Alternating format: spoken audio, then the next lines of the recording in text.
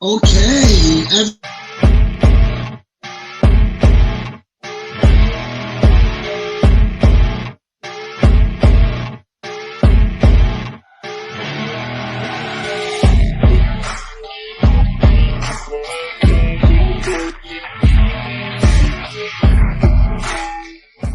You are watching the Powder Out Podcast.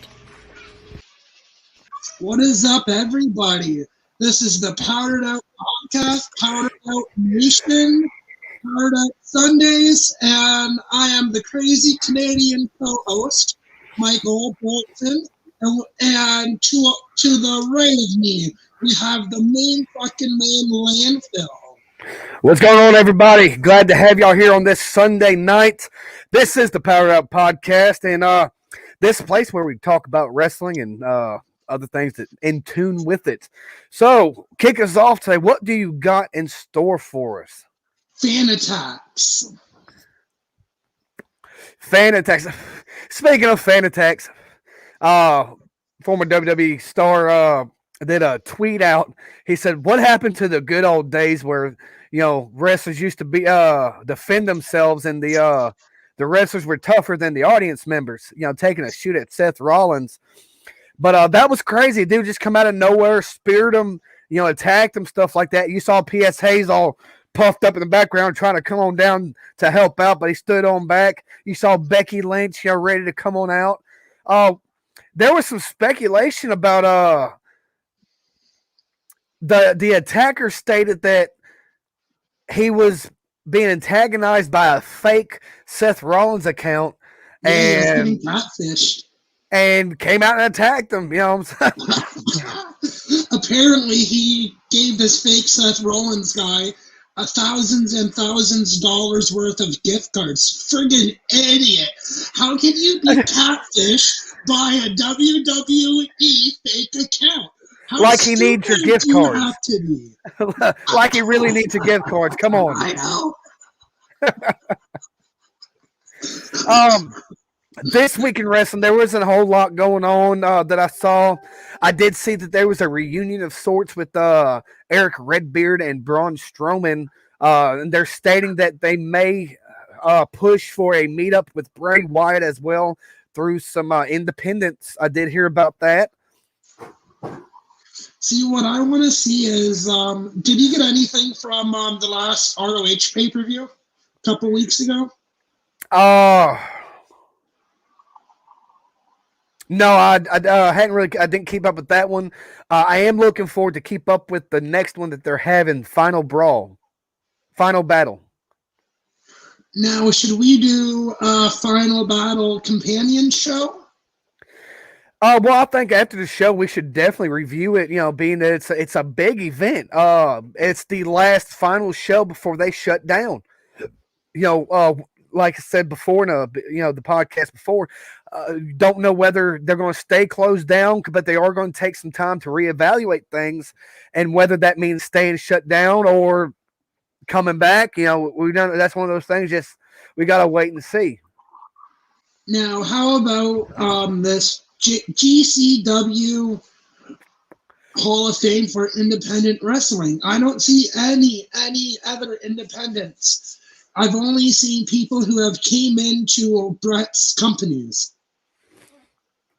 I'm thinking this might be a Hall of Fame to GCW's head management. I think he's only going to get people who have ever came on GCW. And that's possible. To kind of spotlight, independent stars, and former wrestlers who came into their territory in the independents. And I believe that's what I'm seeing as of late. It could be more going into it. I knew they added one other person. I can't remember who it was, but they did add one more person to that list so far. Now, correct me if I'm wrong. Every person they added to that list, they were all GCW wrestlers. They have all fought at least one match in GCW.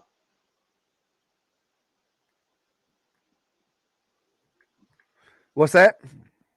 Everyone on that list was on the roster at least once for one match in GCW.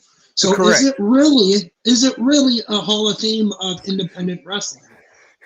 Well, it is for that independent company, so it's GCW's Hall of Fame like WWE has theirs.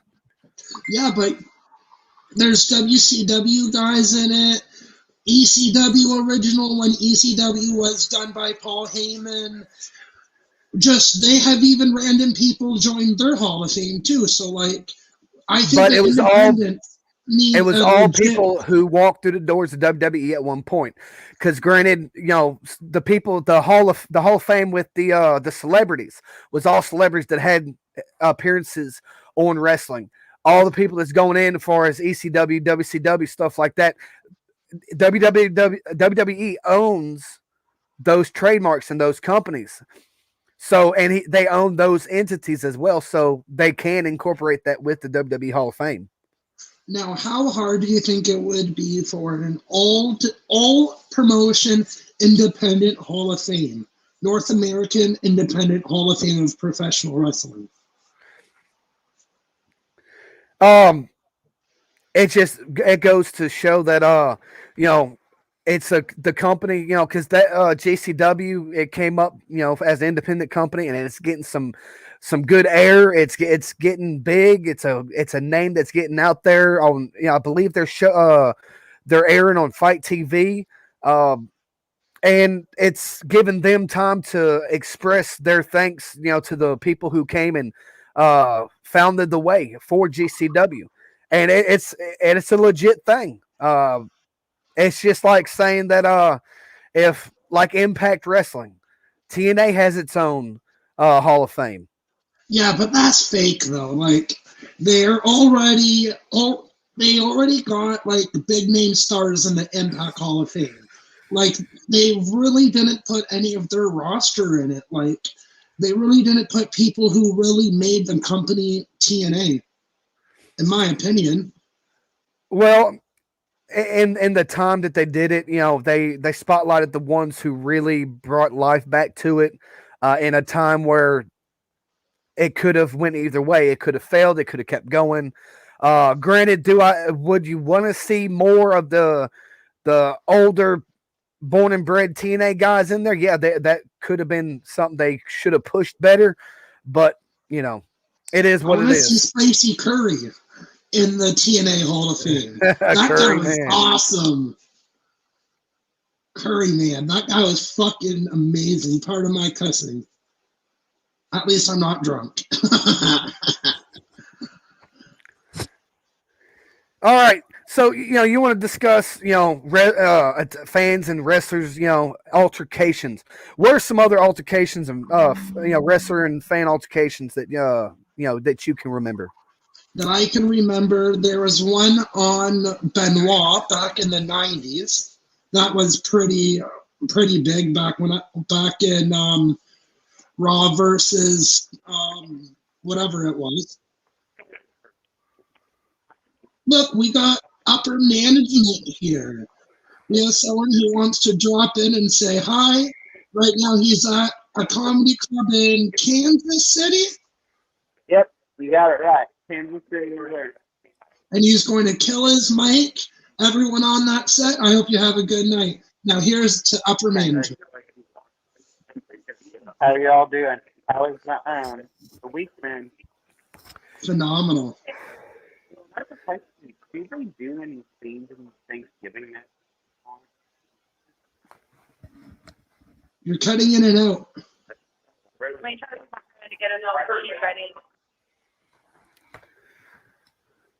What did he say, Landfill? I didn't catch it. He was, like I said, he was cutting in and out. Something about Thanksgiving themed. Okay, let's do some improvisation podcasting right now. What's your favorite Thanksgiving, anything wrestling related theme? I always like the Thanksgiving match that they do, the big food fight, where somebody gets thrown in a big barrel of gravy. Mine would have to be, do you remember when they always did the Monday Night Raw on Thanksgiving? back in Raw versus WCW days. Mm-hmm. They did a Raw and WWE and WCW Thanksgiving thing, and it was the funniest thing ever. People were getting thrown into gravy, like you said. Sting was sitting there with someone on WWE. I forgot who. This was in the '90s. I did a lot of things in my life. I don't have a good memory. But also the gimmick that they had, the what was that, the Goblin Gooker or whatever it was.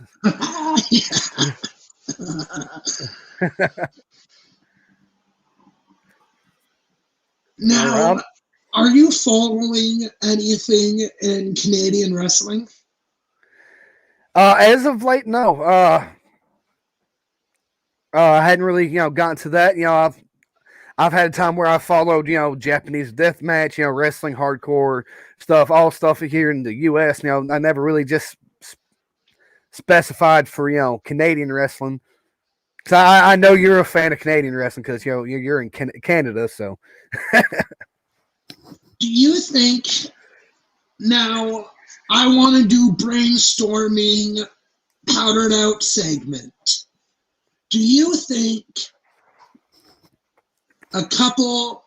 if we do an interview with someone who's Canadian, like an independent Canadian wrestler, and then you get an independent American wrestler, and then we look at the views, and we look at the comments, whatever country has viewed it more, whatever country has their co-host back on the Powdered Out podcast, the loser has to do a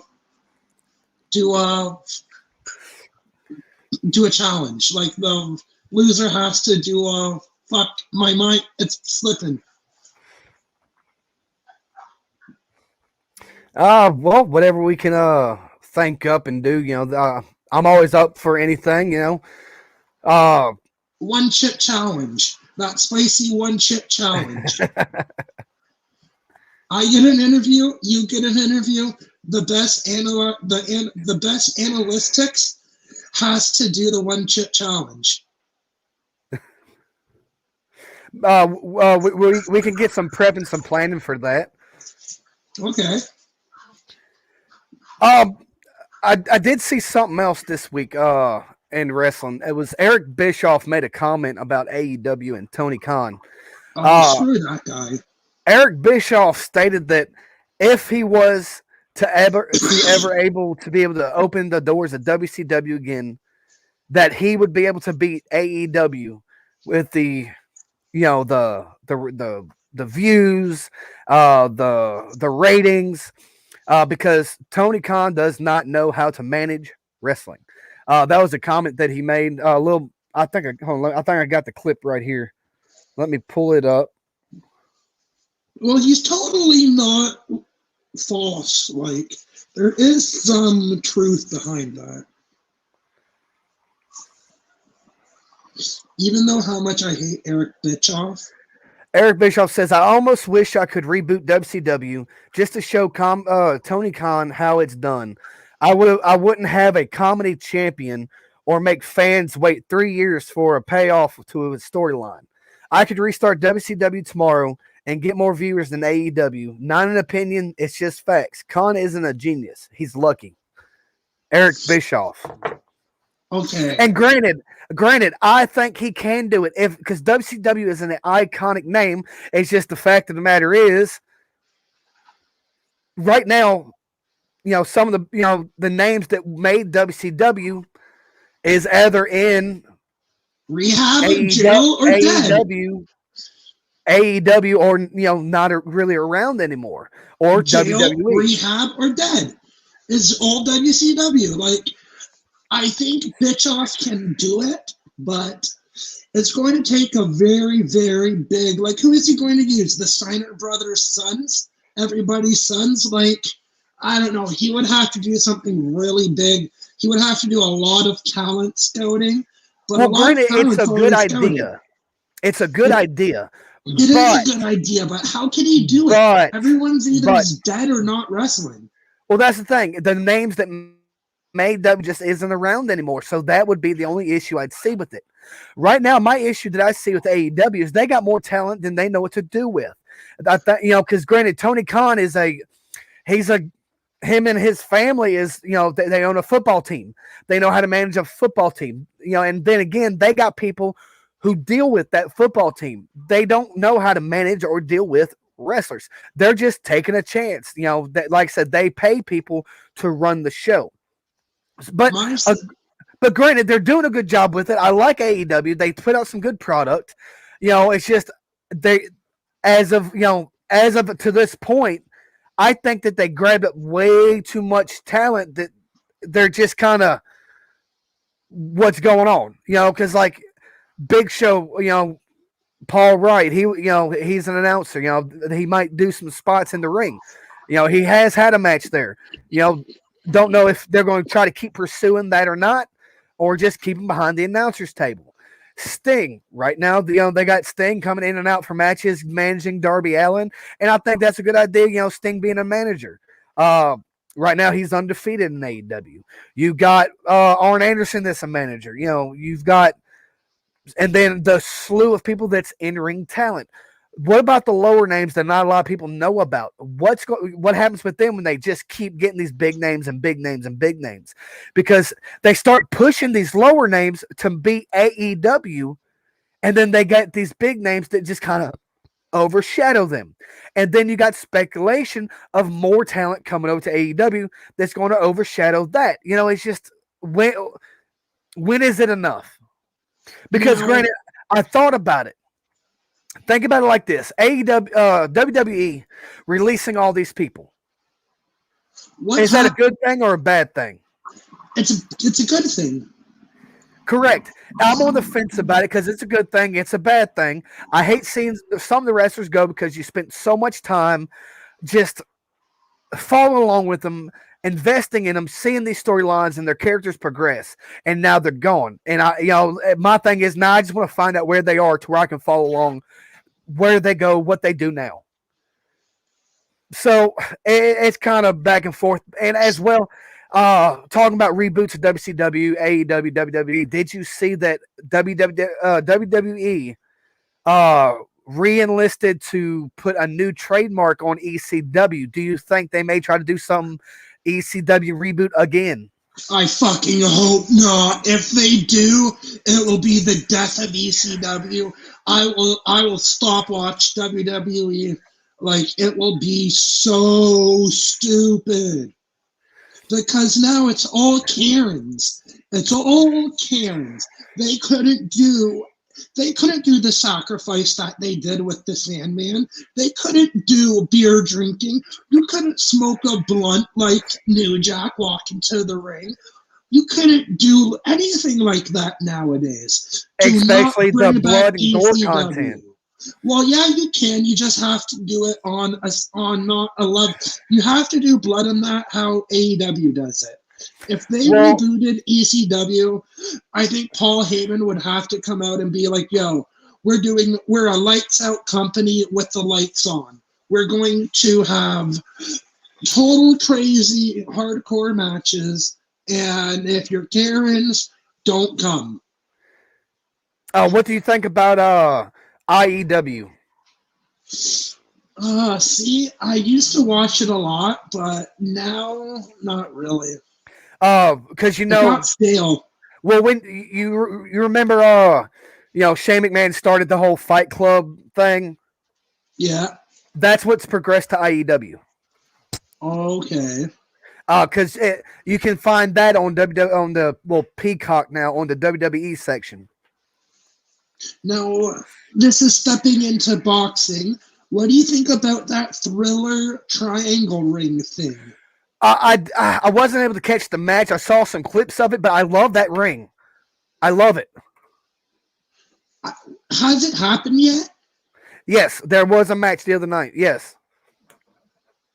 I want to go and watch the Frank Mir one because fighting in a triangle ring is just so weird. It's new. It's unconventional. You used to four sides or the and then again, I like TNA when they came out with the octagon, kind of style that they had. See, Alpha One, they started in Hamilton, Ontario. I talk about it pretty much every week because I'm sad that they aren't a company anymore. They started with a 6-sided ring from the very first show, and then they stopped it 3-4 years into it because it was too much. The ring was just too much to bring around. They were saying.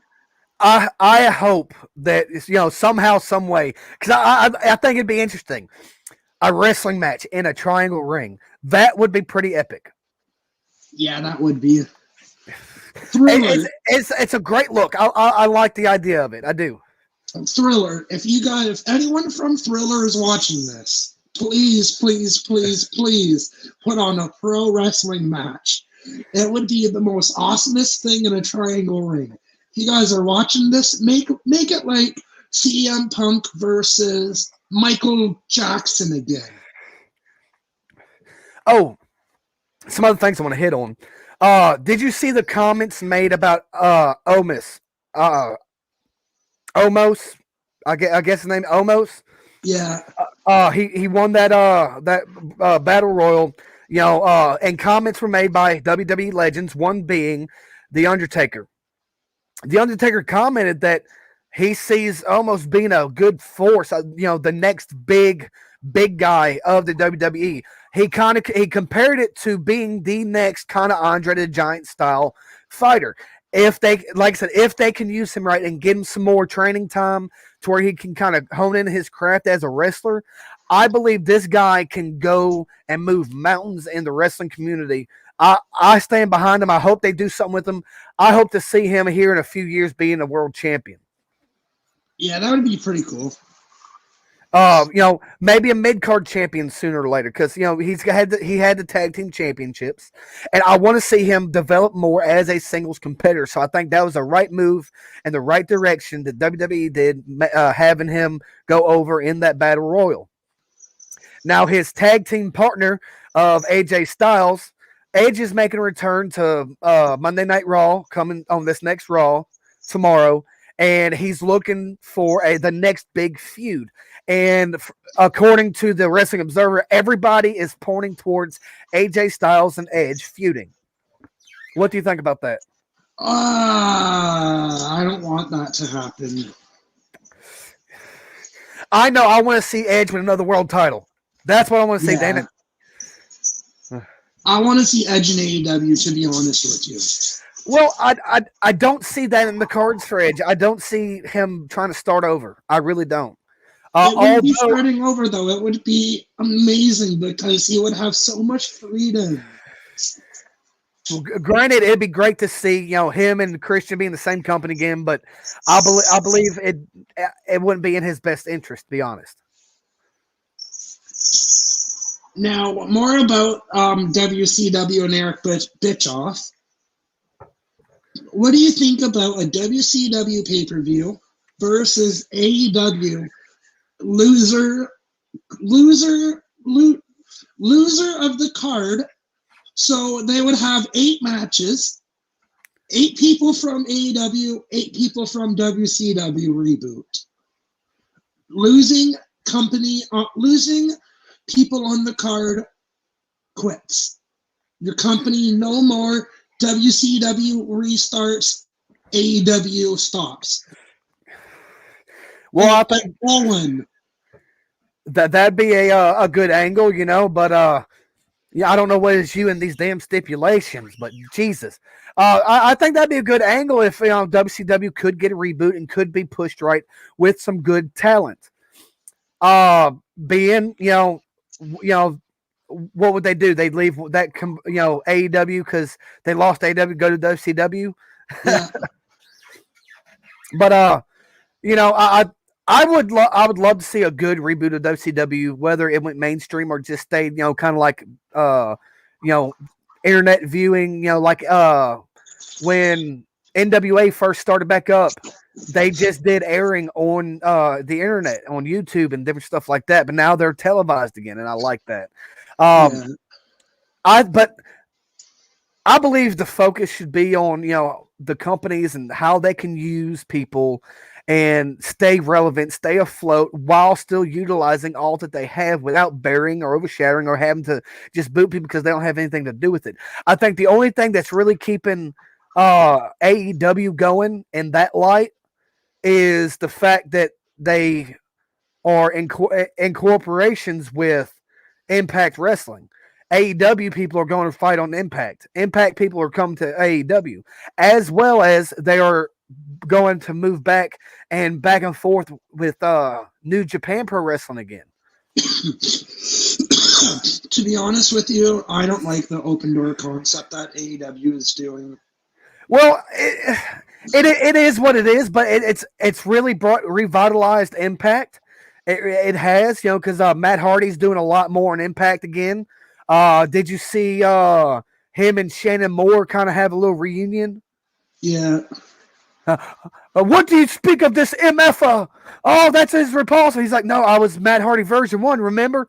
Oh, you speak of that as the MFer. That is brilliant. I finally just caught the MJF and CM Punk segment. My God. That was pretty epic. That was pretty good. Fucking amazing. I love it. That was really good. What do you think is going to happen with that? Well, it's going to come down to they're going to fuel this feud. They're going to keep going, and I think they're going to have a best in the world kind of competition match because CM Punk has been labeled the best in the world since he was in WWE. He's been the self-proclaimed best in the world, in his days in independence. And MJF is coming up. His big first spotlight was here, being in AEW. So I believe that he wants to take that title from CM Punk, and I believe that they might have a match for that title of being the best in the world. When do you think Punk is ever going to get a title?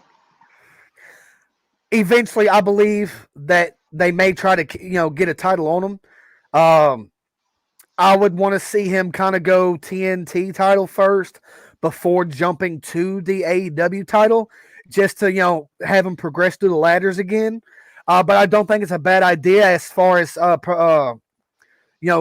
getting out there with the press and getting over with the fans. That's CM Punk's still a big name. He's still got a big following, so I don't see a wrong way of going about that with getting him a title. Now, do you think AEW is not a company just to be like CM Punk, make a best in the world title and go and defend it? Go and defend it right now. Well, as far as that kind of thing, it's just the clause of the catchphrase "best in the world." So even if they did the angle like that, just to actually make a title for that, like Taz did with the FTW, Now, you know what I think it would be funny? What's that? CM Punk versus Tony Khan. Tony Khan stepping into an AEW ring. I don't think Tony Khan's going to go in it at that fashion. I think he'll come in, make his appearance, and talk from time to time. But I don't see him coming in to be in-ring competitor like Vince McMahon and Shane McMahon and them did. That's what I want to see. I want to see Tony Khan going and kick some ass. Imagine Tony Khan in a lights out match with Vince McMahon, and then that starts the AEW versus WWE. It couldn't be Vince because Vince is crippling old. It would have to be like Tony Khan versus like Stephanie McMahon or Shane McMahon. I think Shane can take him easy. Shane's been in some epic matches. Oh, hell yeah. He's one of my favorites. There's several superstars that is quoted saying that, some of the matches that they had with Shane McMahon was some of their most favorite and memorable matches that they've had because of how passionate he is about his work in the ring. Granted, jumped off the fucking Titantron at fucking Raw. Granted, Shane McMahon has had to be put in his place before. He's been hit a few good stiff times because he gets just overexcited with the moves that he does, that he actually, he sucker punched one guy and, he got sucker punched back because he was just excited, not being that he was just trying to be, shoot wrestling. He was just excited about doing it. And I like that about him. See, I liked Shane when he was, oh, fuck Vince McMahon. My dad's a piece of shit. Like, screw him. I want to take this company. I That's really the era of wish that Shane they. liked. I really wish that they kept the thing going with WCW versus WWE with Shane McMahon owning the WCW and Vince McMahon owning WWE.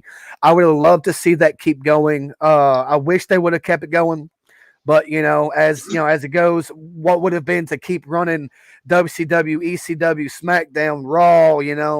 WCW, Shane McMahon, but Eric Bischoff as back management in the background, and AEW, WWE, and WCW.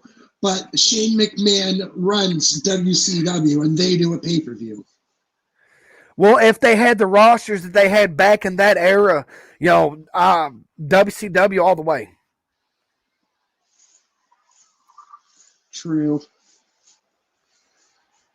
My big push of watching WWE back in the day was, Kane and Undertaker, stuff like, Stone Cold, Mick Foley. Those are my big pushes for that era. But WCW always had great content, always had great matches.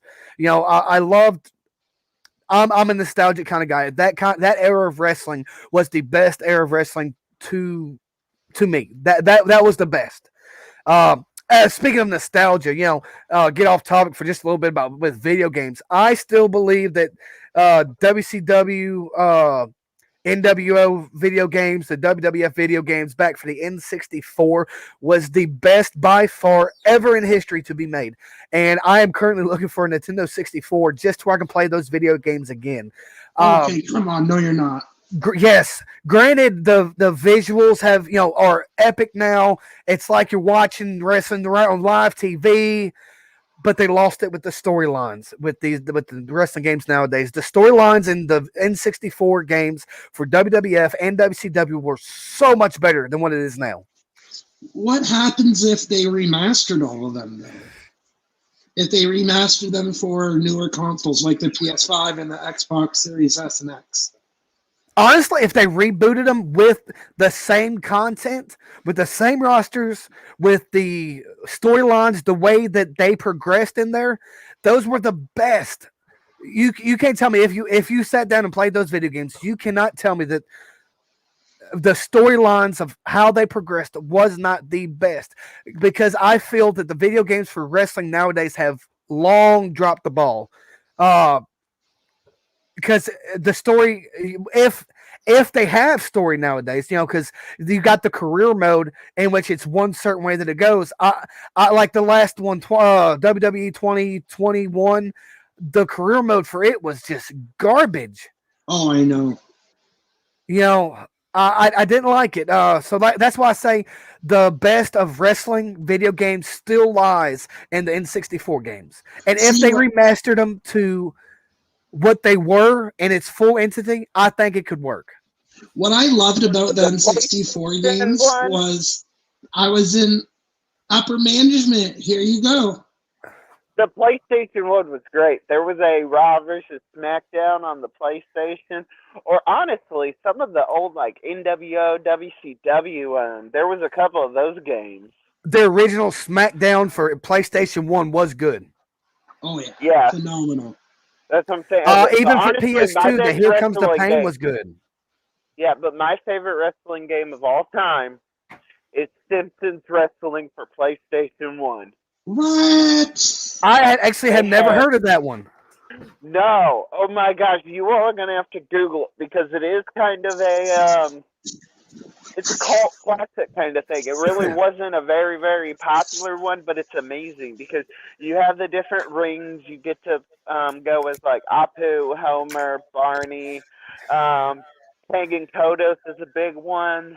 So yeah, that's something you all need to Google it. I want you all this week to look up Simpsons Wrestling, and you'll be how epic was back in the day. I still love the game. I still loved, granted, the kind of the old style format, just and the moves, wasn't that lengthy because it was just still pioneering wrestling games. But for the regular Nintendo, the Royal Rumble.